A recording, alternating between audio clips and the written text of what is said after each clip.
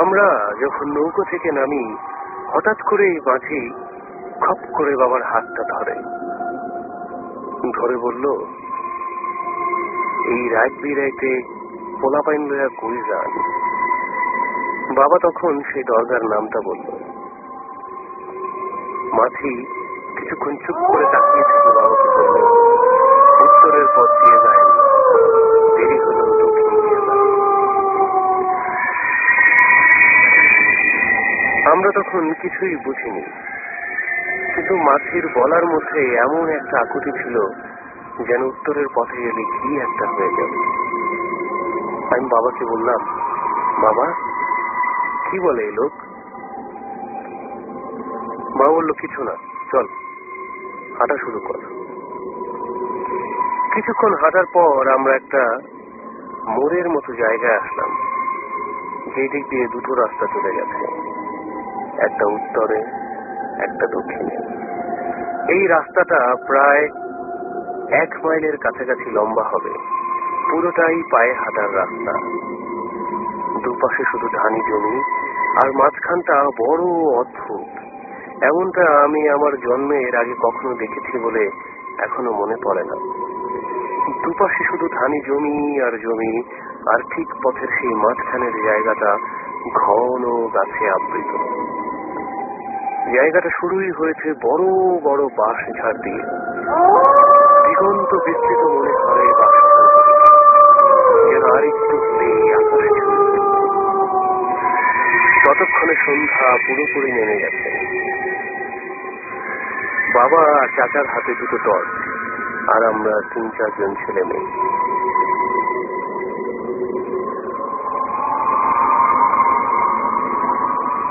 কিছুক্ষণ দাঁড়িয়ে থাকার পর হঠাৎ করে চাচা বাবাকে বলল, কোন পথ দিয়ে যাবেন ভাইজান? বাবা কিছুক্ষণ আমাদের দিকে তাকিয়ে থেকে চাচাকে উত্তর দিল, বাচ্চাগুলি তো হাঁটতে পারবে না, উত্তর দিয়ে যায়। কিন্তু চাচা বললেন, মাঝি যে বললো দক্ষিণে যেতে। বাবা বলল, আরে ভুল, চল উত্তরে যাই। আর এটাই ছিল বাবার জীবনের সবচেয়ে বড় ভুল সিদ্ধান্ত।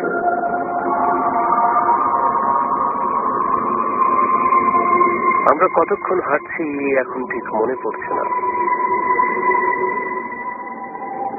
চারপাশে ঘুটঘুটে অন্ধকার, সবার সামনে বাবা,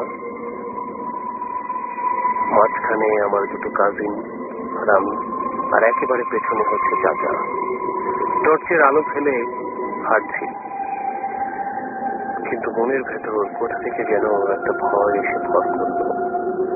মনে হচ্ছিল হঠাৎ করেই বুঝি কোথা থেকে সাপটা আপনার চলে আসে, কারণ গ্রামে শুনেছি এমন গরমের সময় পথের মাঝখানে সাপ শুয়ে থাকে।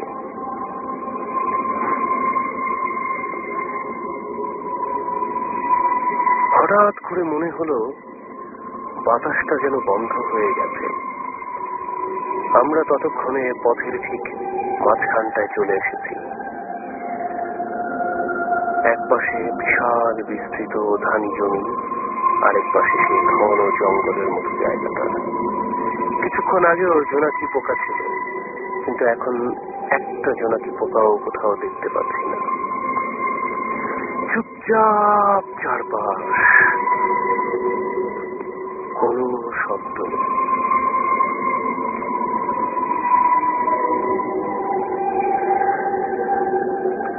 হঠাৎ করেই কেন যেন মনে হলো আমার সামনে আমার যে কাজিন দুটো হাঁটছে, ওরা অনেকক্ষণ কোনো কথা বলছে না, কিন্তু পুরোটা রাস্তা জুড়ে ওরা অনেক কথা বলেছে।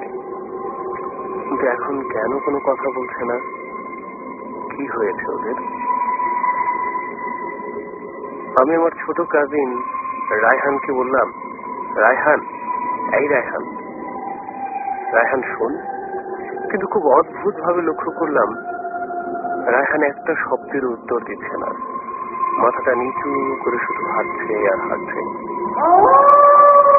বাবাকে তাকিয়ে দেখলাম, মনে হলো বাবা অনেকটা সামনে চলে গেছে। কেমন যেন অদ্ভুত লাগছিল। চারপাশের মানুষগুলো হঠাৎ করেই মনে হচ্ছিল অচেনা হয়ে গেছে।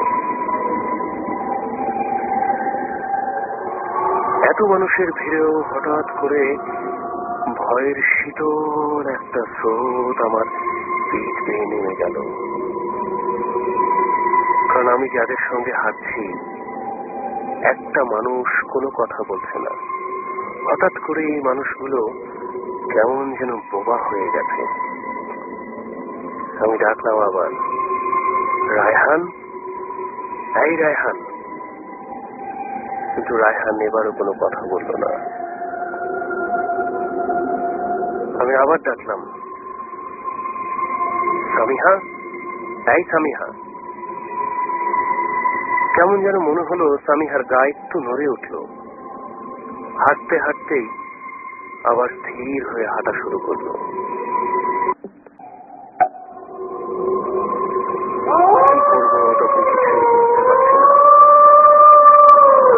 দাঁড়াতেও ভয় লাগছিল, আবার হাঁটতেও পারছিলাম না। অদ্ভুত এক মুহূর্ত। হঠাৎ করেই কেন জানি মনে হলো রায়হান আর সামিহা কান্না শুরু করেছে, খুব নাকি স্বরে।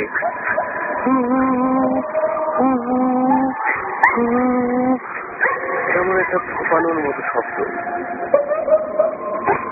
আমি ডাকলাম, এই রায়হান, রায়হান, এই সামিহা, শুনতে পাচ্ছিস তোরা? তোরা কেঁদেই চলছে। সেগুলো কি হয়েছে? এই কাঁদছিস কেন? খুব অদ্ভুত ভাবে লক্ষ্য করলাম, যখনই আমি ওদেরকে গায়ে ছুঁয়ে কিছু বলতে যাই, ওরা কেমন জানি আরো খানিকটা দূরে চলে যায় আমার কাছ থেকে। আমি যখনই ধরতে যাই ওরা যেন আরো দূরে চলে যায়। আমি বললাম, না, এবার বাবাকে ডাকা দরকার। কারণ রায়হান আর সামিহা কেঁদেই চলছে, কেঁদেই চলছে। আমি ডাকলাম, বাবা, বাবা। খুব অদ্ভুত একটা বিষয় তখন আমি লক্ষ্য করলাম। হঠাৎ করে চারপাশে কেমন ঘন গভীর অন্ধকার হয়ে গেল।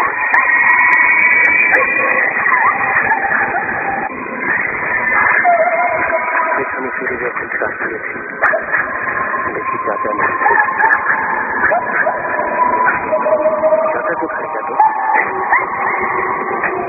এরপর দেখলো আমি আজও মনে করতে পারি।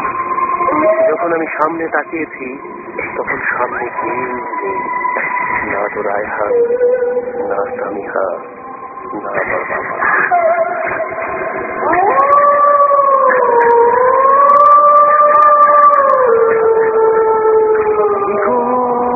কালো অন্ধকার তখন চারপাশে থেকে শুধু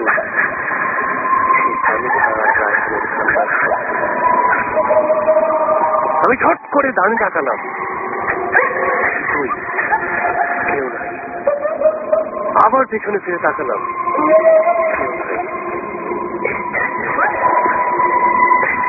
হঠাৎ করে মেঘ সরে যখন ছোট্ট একটা চাঁদের আলো এসে পড়লো,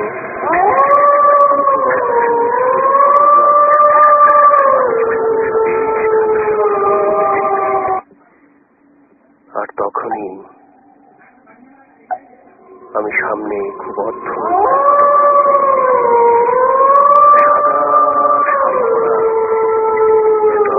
দাঁড়িয়ে আছে। আজও আমার কানে আজ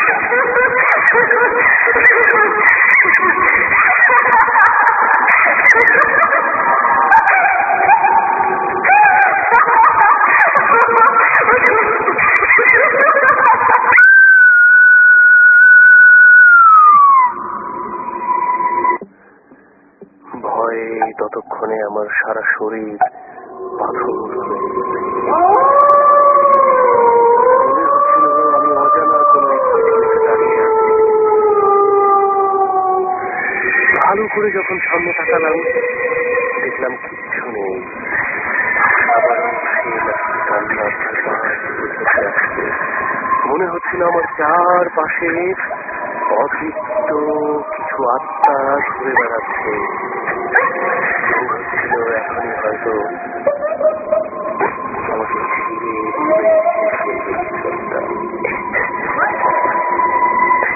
আমি গলা ছেড়ে চিৎকার করতে চাইলাম, কোন শব্দ বেরোচ্ছিল না গলা দিয়ে।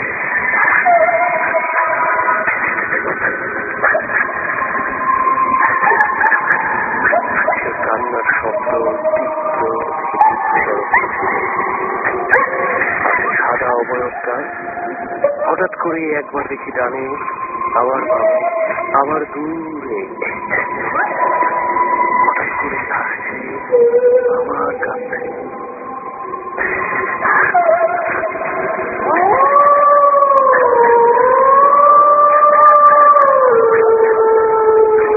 হঠাৎ করে কি যেন একটা থামতে ফেললো আমার মাথা ঘোরাবার সাহস।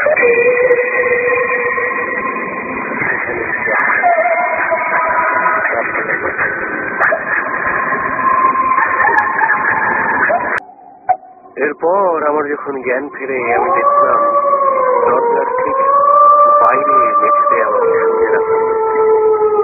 চারপাশে সব ভিড় করে দাঁড়িয়ে আছে। চোখ খুলেই আমি প্রথম রায়হানকে দেখি। আনন্দে নাকি কষ্টে জানি না, দু চোখ দিয়ে শুধু পানি পড়ছিল। অনেকবার চেষ্টা করেছি কথা বলার, কিন্তু কারো সঙ্গেই কথা বলতে পারিনি। এক সপ্তাহ পুরো বাক শক্তিহীন ছিলাম।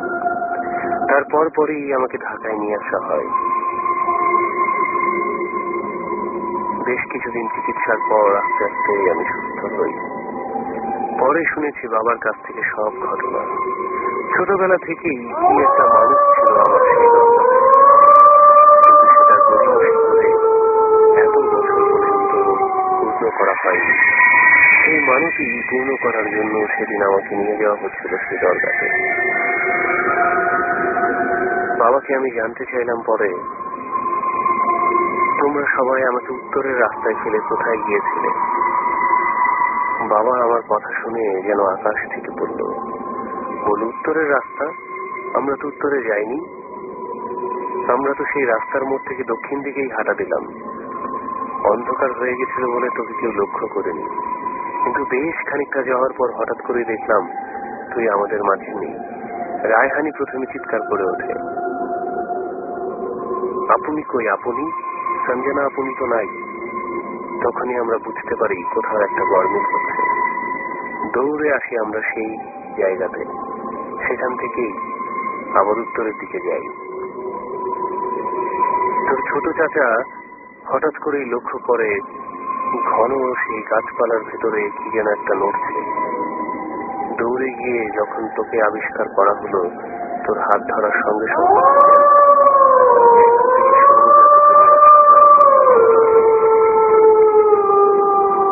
সত্যি বলছি, আজও আমি ঘুমের মধ্যে শুনতে পাই সেই বিকট হাসির শব্দ। আজ মনে হয় ছোট ছোট দুটো শিশু কেঁদে বেড়াচ্ছে। আজ তারপর থেকে আজ প্রায় 5 বছর আর কোনোদিন কাপাসিয়া যাওয়া হয়নি, হয়তো আর কোনোদিন যাওয়া হবেও না।